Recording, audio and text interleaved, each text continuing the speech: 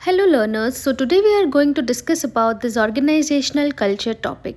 तो हम स्टार्ट करते हैं। ऑर्गेनाइजेशनल कल्चर में हमने हमें यहाँ पे लिखा है कि ऑर्गेनाइजेशनल कल्चर में क्या होता है, शेयर्ड वैल्यूज़ होती हैं, बिलीव्स होती हैं, प्रैक्टिसेस जो भी होती हैं कंपनी के अंदर वो कैसी होती हैं, शेयर्ड होती हैं। ठीक है, आपस में उन लोगों का जो भी गोल होता है वो एक ही होता है। ठीक है, उनका जो इन्फ्लुएंसेस बिहेवियर, ऑर्गेनाइजेशनल कल्चर हमेशा जो ऑर्गेनाइजेशन में काम कर रहे हैं एम्प्लॉयज़, उनके बिहेवियर को भी इन्फ्लुएंस करता है। राइट, ऑर्गेनाइजेशनल कल्चर अगर अच्छा है, आपका पॉजिटिव एनवायरनमेंट है, तो आपका जो डिसीजन मेकिंग रहता है बिटवीन द एम्प्लॉयज़, ठीक है, वो भी कैसा रहेगा, बहुत इफ़ेक्टिव रहेगा, है ना। तो यहाँ पर हम लोगों को जैसे लिखा है कि influences behaviour affects how employees interact and make decisions, है ना। डिसीजंस लेने के लिए भी ऑर्गेनाइजेशनल कल्चर जो है वो बहुत ही ज़्यादा मेजर रोल प्ले करता है। अगर ऑर्गेनाइजेशनल कल्चर नेगेटिव है, ठीक है, तो आप जैसा मर्जी डिसीजन ले लो, आपको कुछ ना कुछ उसमें से पिन पॉइंट आउट्स किया ही जाएगा, चाहे आपने वो सही भी किया है। बट ऑर्गेनाइजेशनल कल्चर नेगेटिव होने की वजह से जो उस डिसीजन को आपको परफॉर्म करना है, उसके रिलेटेड जो भी एक्टिविटीज़, वो आपकी अच्छे से नहीं होंगी। जो एम्प्लॉयज़ हैं वो इतना मोटिवेटेड नहीं होगा कि उस डिसीजन के हिसाब से उन चीज़ों को परफॉर्म करे, है ना। तो हमेशा ऑर्गेनाइजेशनल कल्चर जो है वो अंदर काम करने वाले एम्प्लॉयज़ का बिहेवियर भी इन्फ्लुएंस करता है। ठीक है, नेक्स्ट पॉइंट है, ऑर्गेनाइजेशनल कल्चर से हमें कंपनी की आइडेंटिटी भी मिलती है ना। ऑर्गेनाइजेशनल कल्चर जैसा भी होगा, उसी हिसाब से कंपनी का एक परसेप्शन आउटसाइड वर्ल्ड और जो इनसाइड लोग काम कर रहे हैं उनके दिमाग में रहेगा। ठीक है, अगर पॉजिटिव एनवायरनमेंट है तो एक पॉजिटिव थिंकिंग रहेगी उस कंपनी के बारे में। वहाँ काम करने वाले एम्प्लॉयज़ का भी एक पॉजिटिव इन्फ्लुएंस रहेगा कंपनी की तरफ, और दूसरा जो बाहर से देख रहे हैं उस कंपनी को, ठीक है, जो कस्टमर्स हैं, स्टेक होल्डर्स हैं कंपनी के, है ना, वो सारे भी उस कंपनी को उसी तरह से देखेंगे। तो जिसका जैसा परसेप्शन है उस चीज़ को हम लोग बोलेंगे कि वही होता है ऑर्गेनाइजेशनल कल्चर का मतलब। फिर यहाँ पे क्या होता है कि यूनिटी भी बहुत इम्पैक्ट करती है। अगर आपका ऑर्गेनाइजेशनल कल्चर स्ट्रॉन्ग है ना, पॉजिटिव है, तो वो हमेशा किस चीज़ को प्रमोट करेगा, टीम वर्क को, है ना। वो उसी डायरेक्शन में चलेंगे जिससे जो ऑर्गेनाइजेशन की ग्रोथ हमेशा अच्छी हो और उसके जो रिजल्ट्स हों वो बेस्ट से बेस्ट अटेन हो सके, है ना।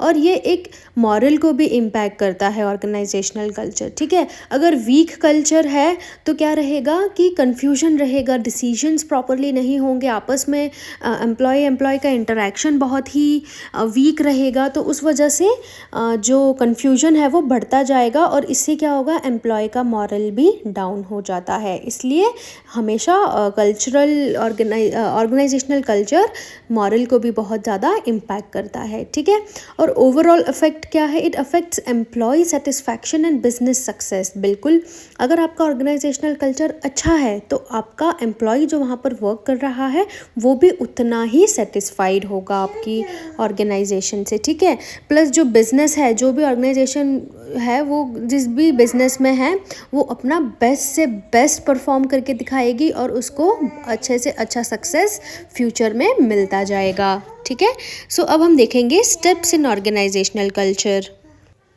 ऑर्गेनाइजेशनल कल्चर को हमें कैसे मेंटेन करना है ऑर्गेनाइजेशन के अंदर, ठीक है, उसको कैसे डेवलप करना है, तो उसके कुछ यहाँ पर नीचे स्टेप्स दिए गए हैं, आइए हम वो पढ़ लेते हैं। सो फर्स्ट है founding and leadership. The culture begins with the founders and leaders who establish the initial values, mission and vision of the organisation. बिल्कुल, अगर आपकी कोई ऑर्गेनाइजेशन है तो सबसे पहले आप क्या करेंगे, जो भी वहाँ के लीडर्स हैं वो डिफाइन करेंगे कि हमारा मिशन क्या है, विजन क्या है, हमारी वैल्यूज़ क्या रहेंगी, है ना, ऑर्गेनाइजेशन की। तो सबसे पहले जो भी फाउंडर पर्सन हैं और जो लीडर्स हैं वो लोग ये सारी तीन चीज़ें, वैल्यूज़, मिशन एंड विजन को इस्टेब्लिश करते हैं। ठीक है, देन सेकेंड क्या होता है कि एक क्लियर वैल्यूज़ और बिलीव्स के बारे में कम्युनिकेट करवाया जाता है अपने एम्प्लॉयज़ को कि भाई हमारी ये ऑर्गेनाइजेशन है और हमारे सो एंड सो विज़न है हमारा, ये मिशन है कि हम इस चीज़ को इन फ्यूचर अचीव करना चाहते हैं, ठीक है। और ये सब चीज़ें अगर आपकी क्लियर हैं तो उससे क्या होगा, एम्प्लॉय का बिहेवियर और डिसीजन मेकिंग में भी ये चीज़ें हेल्प करती हैं, ठीक है। उसके बाद क्या होगा कि आप हायरिंग और ऑनबोर्डिंग करेंगे ना, तब भी आप ये जो भी चीज़ें हैं, जो भी ऑर्गेनाइजेशन है वो जिस भी चीज़ पे फोकस कर रहा है, अपना उसका जो भी मिशन है, विजन है, ठीक है, उसके हिसाब से ही वो अपने कंपनी में एम्प्लॉयज़ को हायर करेगा, है ना।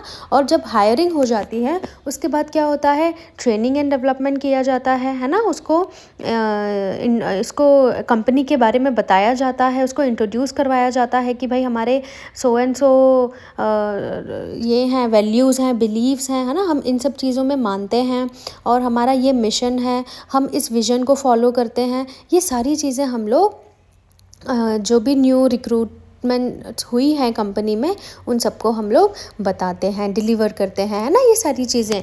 सो इस चीज़ को हम लोग सोशलाइजेशन भी बोलते हैं ना। जो भी एम्प्लॉयज़ हैं हम लोग उनको हमारी जो भी नॉर्म्स हैं, प्रैक्टिसेस हैं, उन सब चीज़ों के बारे में अवेयर करते हैं, ठीक है। जहाँ पे एम्प्लॉय टू एम्प्लॉय इंटरेक्शंस में भी वो चीज़ें एक दूसरे को आगे शेयर की जाती हैं थ्रू ट्रेनिंग या फिर अपने एक्सपीरियंस बताकर भी। देन हम लोग रिवॉर्ड सिस्टम से भी अपने जो ऑर्गेनाइजेशनल कल्चर है उसका एक पॉजिटिव रीइंफोर्समेंट एम्प्लॉयज़ के बीच कर सकते हैं, ठीक है। उनको रिकग्निशंस देकर, रिवॉर्ड्स देकर, है ना, उनके जो भी कॉन्सिक्वेंसेस है वो उनको बताकर, ठीक है। तो उससे क्या होगा कि अगर जो भी एम्प्लॉयज़ वहाँ पर वर्क कर रहे हैं, they know how to behave, है ना, उनको पता है कि अगर हम लोग ऐसे बिहेव कर रहे हैं so we are getting these rewards और we are getting some recognitions. But अगर हमारा बिहेवियर जो हम लोग कर रहे हैं वो एम्प्लॉय के बिलीफ से मैच नहीं हो रहा है तो हमें कुछ कॉन्सिक्वेंसेस भी फेस करना पड़ेंगे उसके रिलेटेड। सो इन चीज़ों से क्या होता है कि एम्प्लॉय का बिहेवियर भी इन्फ्लुएंस होता है, ठीक है। और यहाँ पे कंपनी की वैल्यूज़ भी जो हैं वो एक दूसरे में इनकॉर्पोरेट की जाती हैं। फिर नेक्स्ट है हमारा leadership modelling. Leaders are set examples by modelling the desired behaviours and cultural values influencing the wider workforce. देखो, जो वर्कफोर्स है वो किसको देखकर सीखेगी, अपने लीडर्स को देखकर सीखेगी, ठीक है। तो यहाँ पर लीडर्स अपने बिहेवियर से एक एग्जाम्पल सेट करते हैं कि भाई हम लोग ऐसा बिहेवियर जो है वो आप लोगों से भी एक्सपेक्ट कर रहे हैं। So this are the desired behaviours and cultural values that we are expecting from our workforce to.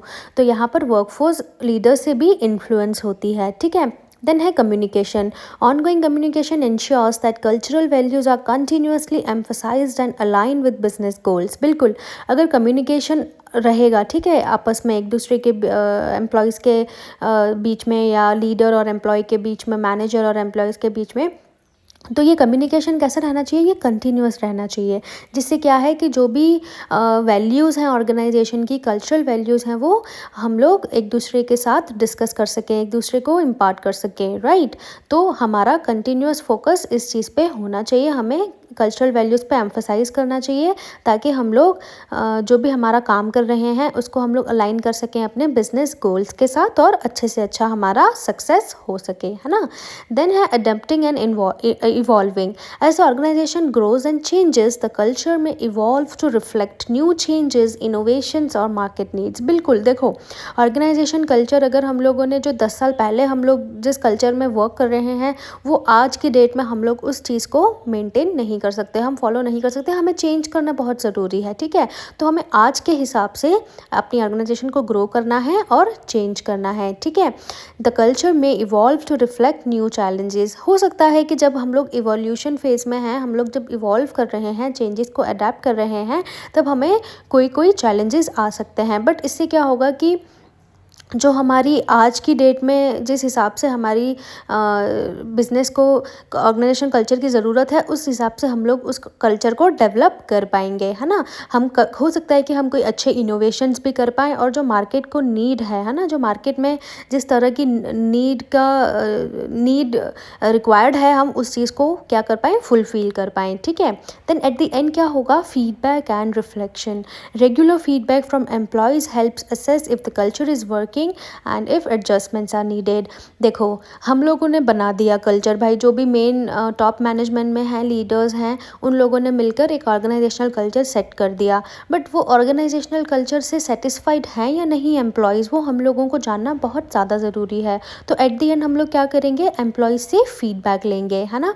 हम उनसे जानेंगे कि क्या कोई चेंजेस करने की ज़रूरत है हमारे कल्चर में, क्या वो खुश हैं हमारे इस ऑर्गेनाइजेशनल कल्चर से, वो सेटिस्फाइड हैं हमारी इन सब चीज़ों से जो हमारे बिलीव्स हैं, वैल्यूज़ हैं।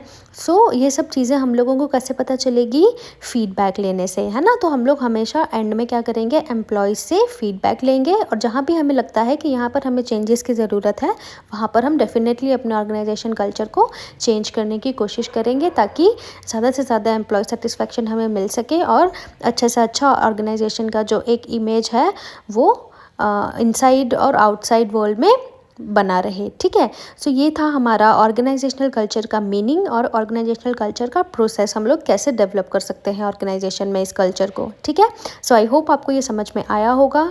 मिलते हैं अब आपसे नेक्स्ट वीडियो में, तब तक के लिए बाय बाय। और अगर आपको कुछ और डाउट्स है प्लीज़ कमेंट सेक्शन में मुझे ज़रूर बताना, और कुछ नहीं समझ में आया है let me know, I will definitely try my level best to explain that thing again to you all. So thank you so much for listening to this video, and take care and all the best for your preparations.